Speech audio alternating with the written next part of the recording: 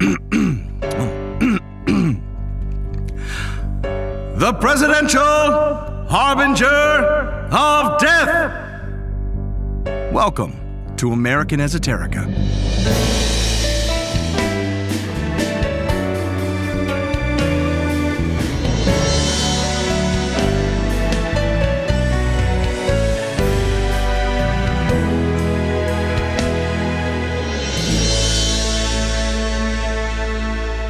If history class gives you the spongy yellow cake, this is the sweet cream filling.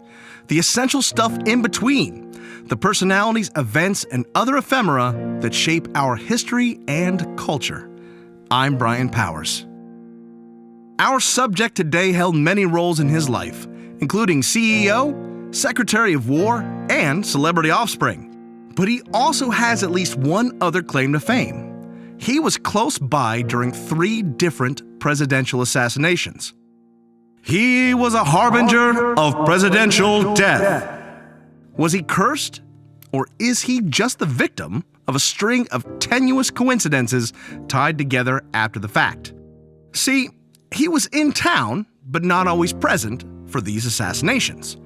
And just like those endless and overwhelmingly tenuous Lincoln-Kennedy coincidences, we may be putting too much stock in his otherwise benign presence.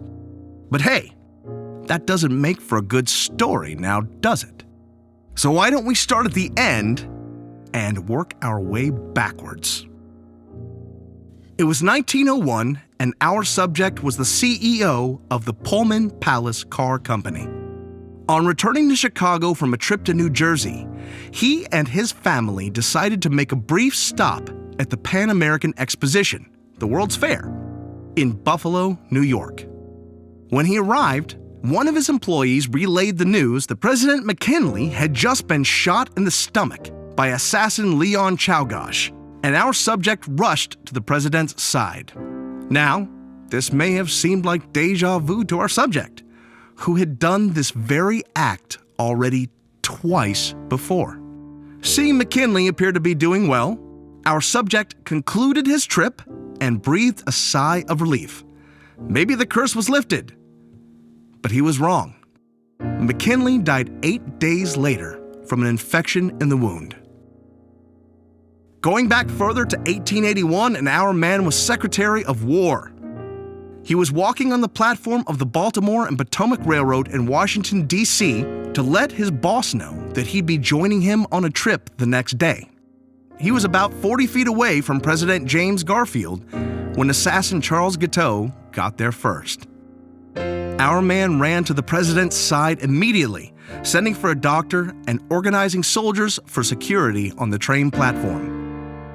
Garfield was taken back to the White House and, like McKinley, he initially survived the attack. He died by the seaside in New Jersey 80 days later, his death largely attributed to issues caused by doctors probing the wound for the bullet, although some have pushed back on this theory in recent years. At any rate, Chester A. Arthur was sworn in as president the next day, after hearing of Garfield's death from a reporter.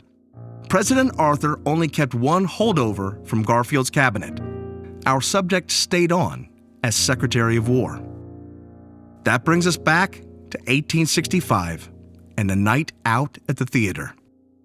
Our man had received an invitation to join the Lincolns to see a play at Ford's Theater on the night of April 14th, but he had declined, deciding instead to turn in early. Many people ran to inform him that the president had been shot, and our subject immediately ran to Lincoln's deathbed and stayed next to him all night and the next morning, when the commander-in-chief was pronounced dead at 7:22 a.m. Because that's what sons do. Our subject today was Robert Todd Lincoln, the only child of Abraham and Mary Todd Lincoln to survive past the age of 18, and a man chosen by fate to be nearby during the commission of 3 presidential murders, the presidential harbinger of death. This isn't the only grim coincidence that occurred in his life, and we'll revisit Robert Todd Lincoln again. But we're going to do it Grover Cleveland style. non-consecutively. This has been American Esoterica. All sounds are made by me, Brian Powers. Did I get it wrong? Did I get it right? Just want to complain about kids these days? Drop me a note.